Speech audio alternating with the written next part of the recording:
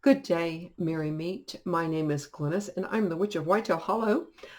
First, I want to warmly welcome you to my channel. And of course, I want to thank you so much for joining me. I wanted to come on and share with you a blend that I make actually every year for the spring equinox, which is March 19th. And this is my spring equinox incense blend. Uh, there's nothing exotic or unusual about it, but I wanted to share it with you guys, and I hope you enjoy it. So the basic ingredients are frankincense, and again, you guys know I'm from the South, so I'm not going to I'm not going to measure this. You throw in whatever you whatever you think is the way to go. I'm not going to say 2 parts this, 1 part. I mean, come on now. It's the weekend. Let's relax a little bit. But yeah, frankincense, a toothy thing. I just love my toothy ingredients. Benzoin. And if you don't know a lot about benzoin, um, I've actually, it smells like it has a very light vanilla scent. And nutmeg. I actually got my rasp out and I said, I'm going to fresh grate this nutmeg. And I did. And you know what? It was easy, easy, easy. So I actually, with the same rasp, I rasped my benzoin and my dragon's blood. It went fine. I didn't like get the whole chunk rasped up, but I did get a good powder going. And then I added rose hips. And again, another toothy ingredient. And at that point, when I added those ingredients, in my mortar and pestle, that's when I started putting my intention in. And with those toothy ingredients, they broke up just beautifully, absolutely beautifully. But after that, I added, I guess I should show you this. I think you guys can see this. Some violet flowers. And I'm hoping that I left enough. I may have to get it out of here. Some orange peel. A little bit of orange peel. And, if you don't have orange peel, they do sell it in the grocery stores, although it's in the dried, like powdery, like type thing. It's so easy to make. Just have an orange and peel your orange, of course, but with your orange peel, just take your knife and scrape off as much of the pith as possible. Now actually these, you can see this. These were about 1/4 of an inch and they dried down. And all I did was I sliced them up, put them on a paper towel and laid them to dry. And that's what they did. And they just dried and it's wonderful. And rose petals. And of course you can see a few of the rose petals I have here. And I also added, I think, let's see, some calendula also. But yeah, that's the basic Equinox blend.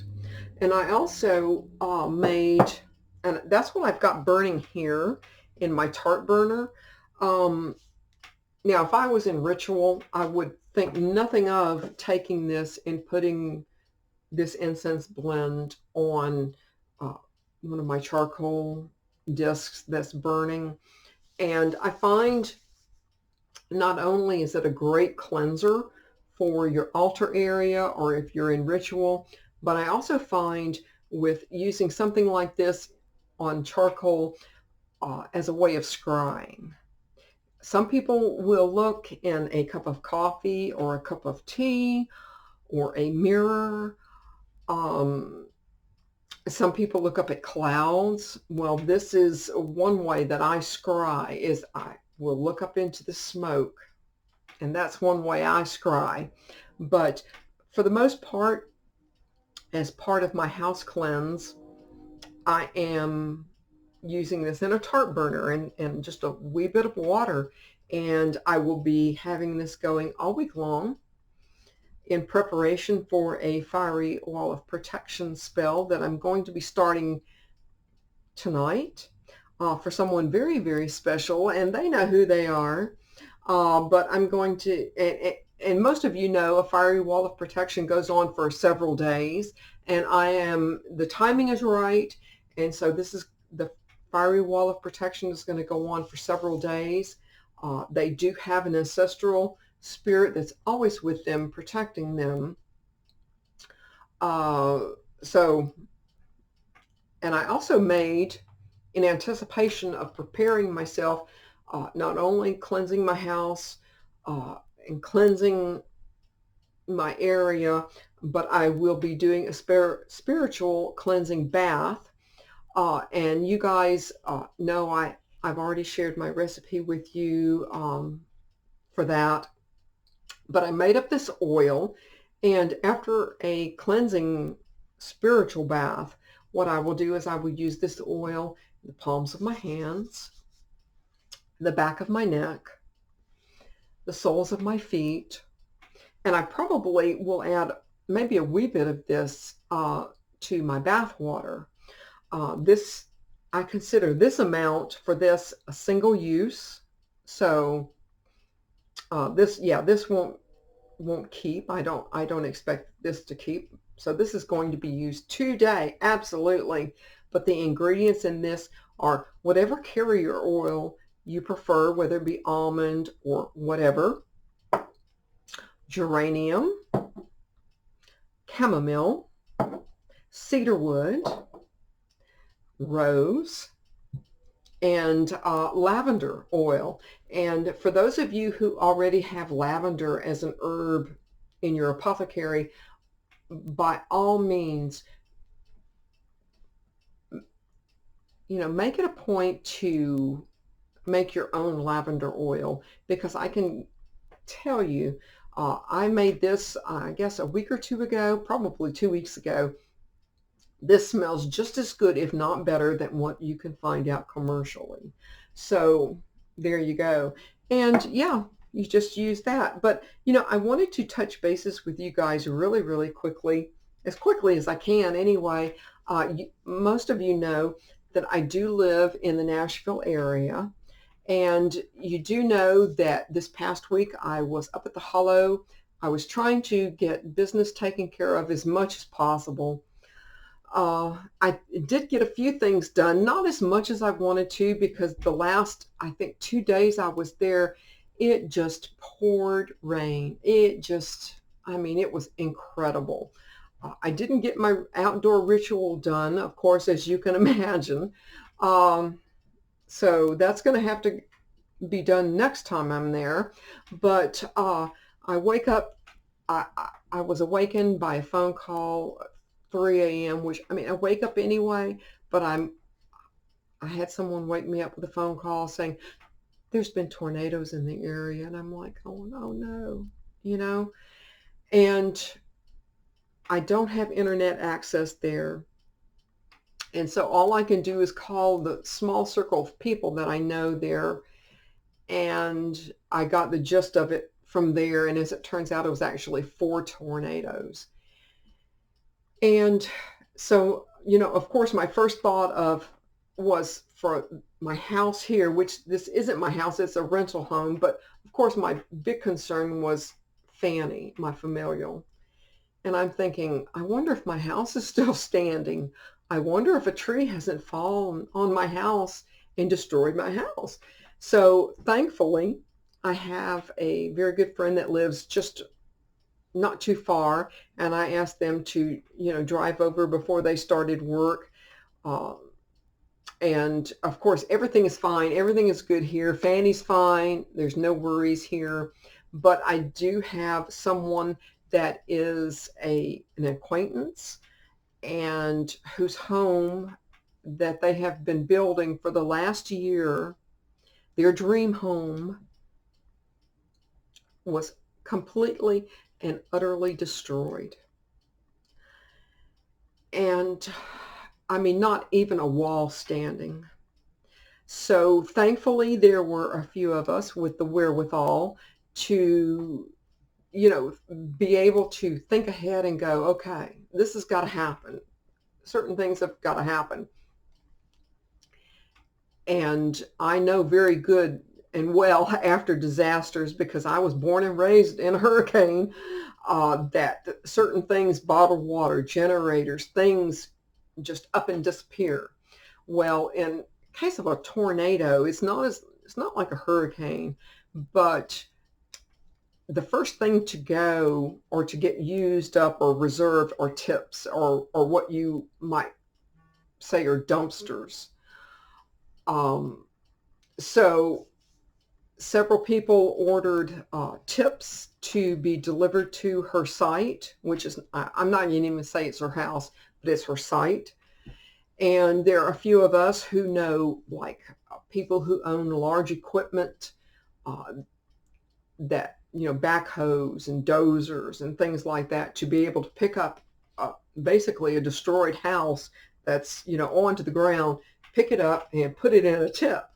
So she was able to, of course, I was at the Hollow at the time, but she was able to gather together some people to wander amongst the ruins and pick whatever they thought was of value, or what that wasn't destroyed that they could salvage. And that's been done. And so today, the dozers, backhoes, and all of that are basically getting the bulk, hopefully getting the bulk of what is there into tips or dumpsters. And so tomorrow, myself included, will be going. This is, of course, on the other side of Nashville, but I will, of course, I get up early and go into ritual anyway, but I will be leaving out early and going to the site and helping as much as I possibly can, picking up whatever we can pick up and clear away from the site.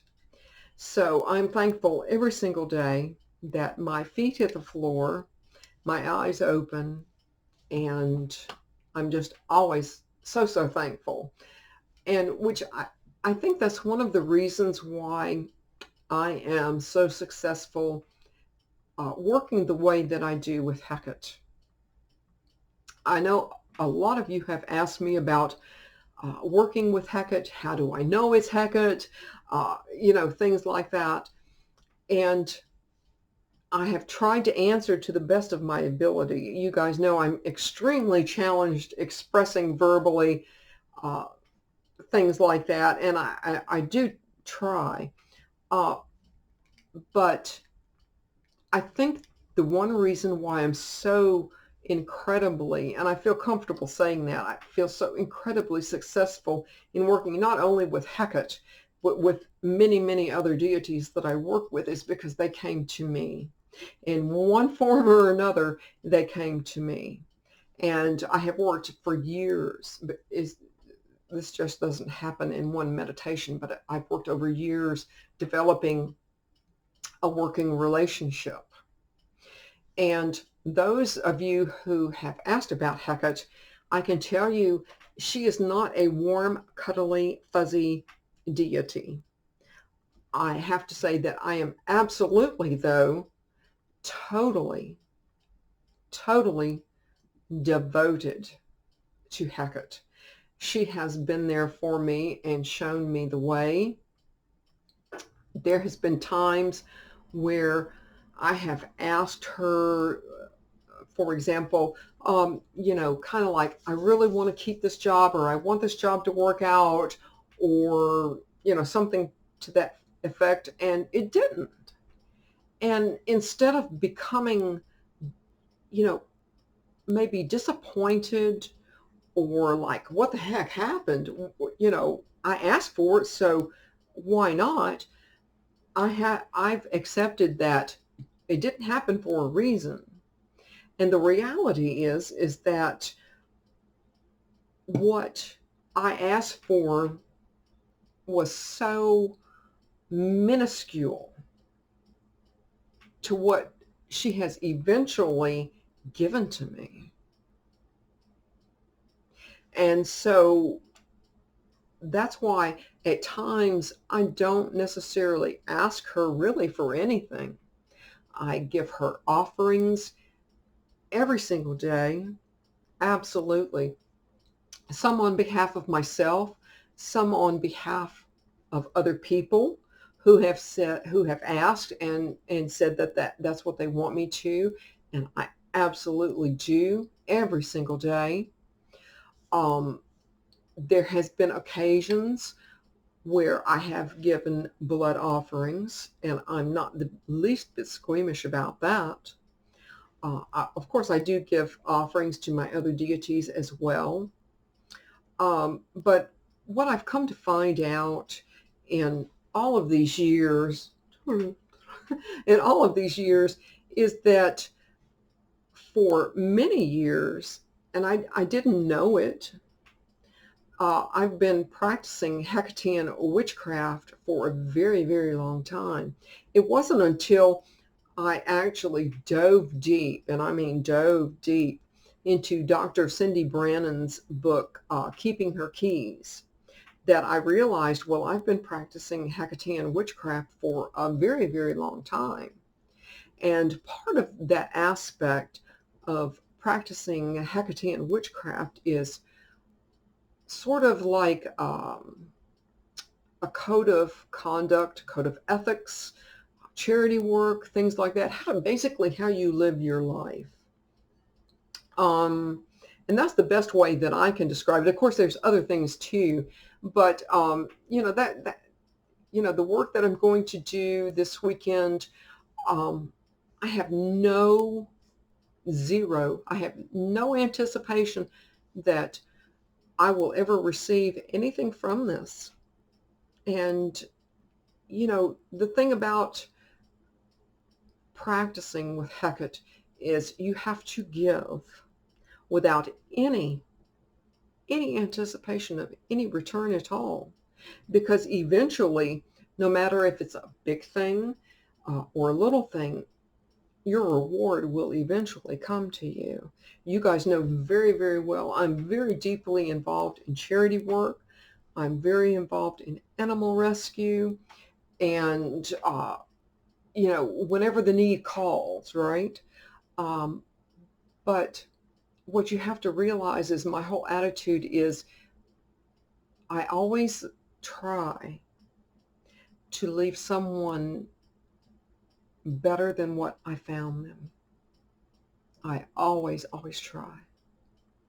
So I don't ask anymore. I do ask for other people, and which is why I'm doing the incense and the cleanse and all of that, the fiery wall of protection. I haven't asked, but I don't have a problem with the ask for someone else, because I know that myself and them, we are right and just in our ask. There you go. And I'd also like to do a wee bit of a reading, and I'm hoping that you guys are still watching, but I want to do a wee bit of a reading for this particular person that has some things happening. And thankfully, so thankfully, the tables are turning. As I knew they would. The reality is that this person, and we know this person that we're talking about, right? Yeah, we know. This person has actually had more heartache in the last 6 months or so than you, or probably even myself, have ever imagined. Which is, I think, one reason why they lash. One reason, now not all of them, but one reason why they're lashing out. Although that doesn't make it right. But the tables are turning. And let's just say that I know that they have not necessarily been forthcoming with their deity, although their deity knows everything anyway. But the fact and reality that this person is going to their deity, uh, maybe saying things that are not true, is only working against them. Okay? So the tables are turning. They may, sorry, they may not have the protection that they thought they did. Okay? So I'm going to keep going with the fiery wall of protection. And I want to thank you guys ever so much for joining me.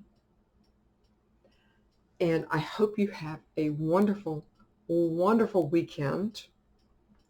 Merry part. And I so hope to merry meet again. Goodbye, guys.